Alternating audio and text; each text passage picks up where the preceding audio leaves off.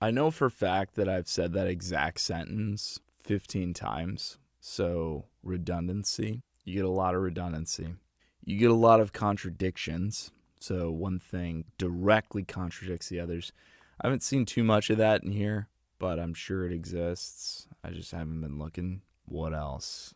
The studies thing, the studies thing is not how you would talk about studies from a scientific viewpoint.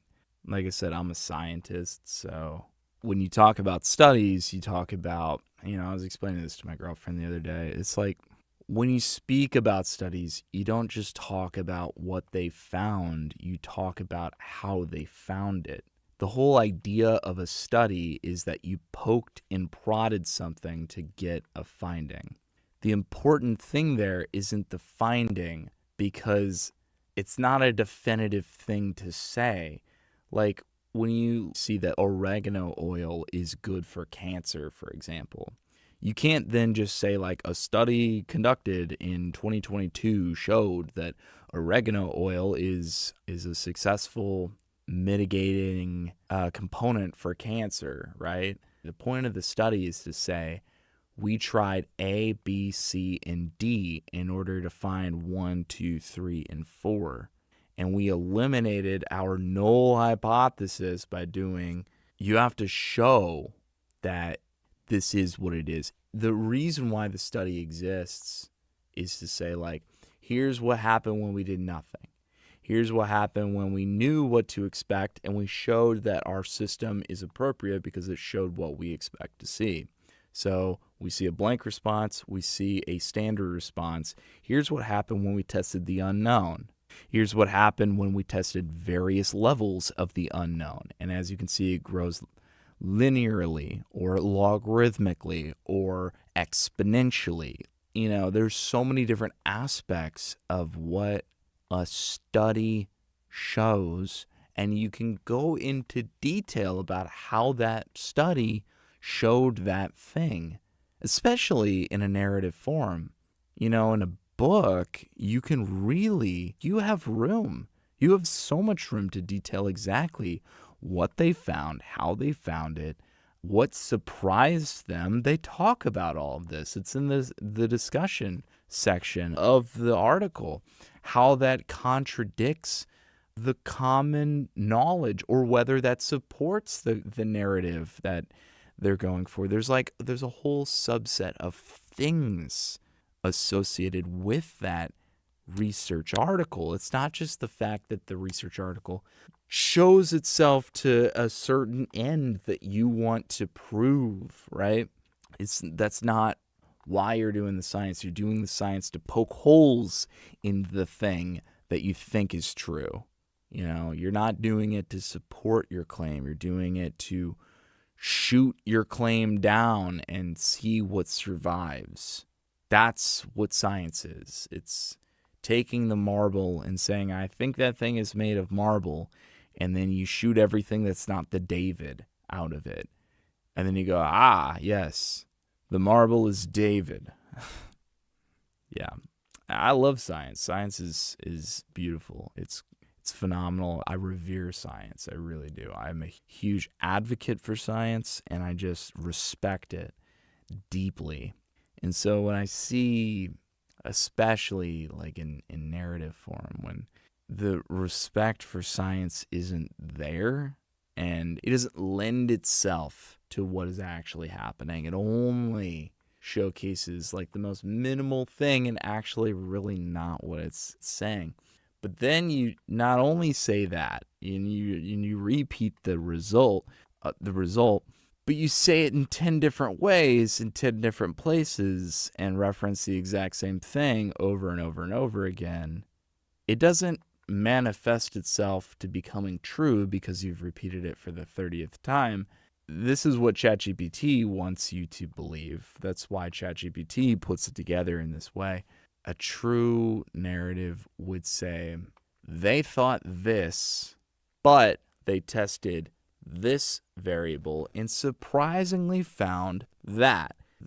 There's a story structure to it. Science will show you that. A good paper is written in that format. And it doesn't surprise me. It is unfortunate to see when narratives are written, meta on top of that, taking all of that data, putting it into one centralized narrative, and it doesn't tell those little micro stories. And it instead repeats itself over and over and over again. I think it does a disservice, to be honest. I just think that people should write their own stuff. People should write their own things, especially if they're publishing it and they're putting their name on it. You should write it yourself. I think it's not only sad when you don't, I think it just robs you. It robs you of the intellectual pursuit of it. It makes it worse for the end user that now has to, not read the thing you didn't write. Like, you're just making a bunch of noise. Overcoming common misconceptions. What were the common misconceptions? That older adults need fewer calories and exercise can be harmful? Like, it's clearly not. I don't think that those are common misconceptions. Encouraging a positive mindset about aging. Addressing nutritional misunderstandings. Debunking myths about aging and exercise. My thought is like, okay, debunking. What was debunked? How did we debunk it? What were the steps that we used to debunk? And what misconceptions did we debunk? These are all questions that I would ask as a critical thinker. I would say, break this down. What was this chapter about? Broken down into headings. Do each of those sections make sense? Did we accomplish the goals set forth in each of those subsections? If yes, how? If no, why not? Those are questions that I would have while I'm writing something like that. Food is medicine. I think that we learned that, like, carbs aren't bad, right? That was, like, one of the things. But, like, food is medicine. Did we talk at all about how hexokinase is an enzyme that you use to break down glucose, and that at the center of every hexokinase is a magnesium molecule, and that your focus on getting magnesium and a good hefty amount of magnesium is important for utilizing hexokinase to break down sugar? Do we talk about that at all? Do we talk about the fact that magnesium is present in dark leafy green vegetables, and you could up your magnesium level by eating dark leafy green vegetables? Do we go over that? That is a very powerful way that we could use food as medicine, because otherwise your blood sugar could be really high because you're not breaking down sugar because your body doesn't have access to hexokinase. Had you given your body magnesium, you would have the hexokinase to break down sugar, thereby lowering your blood sugar. That is a way that you can literally use food as medicine. And did we discuss that? No, we did not. So it's just like, it's little things like that I would have definitely improved. I would have gone more into detail with, I would say that. Reframing movement beyond risk to reward. My thought is, like, everybody knows that moving is good. Moving is good for you. Why is moving good? Why does movement increase bone density? Well, when you do weight-bearing activity, it promotes osteoblast activity. That is something from anatomy and physiology. You can incorporate something like that. It's so surface level. I find that a lot with the ChatGPT books. It's like, it's so surface level that you don't actually learn anything from it. I think it's trying so hard to not say something specific because it could say something wrong.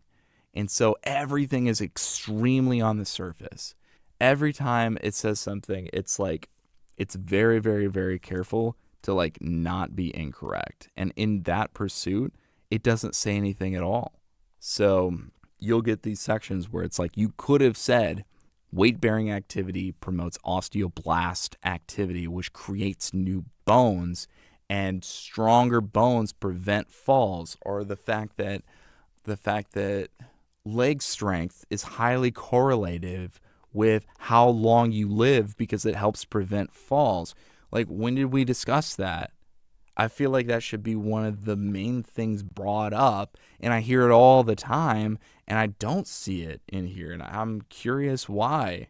I think that there's so many times where it says like a study conducted in 2022 showed that, like, how did it show that? If you're going to bring up a study, how did it show it?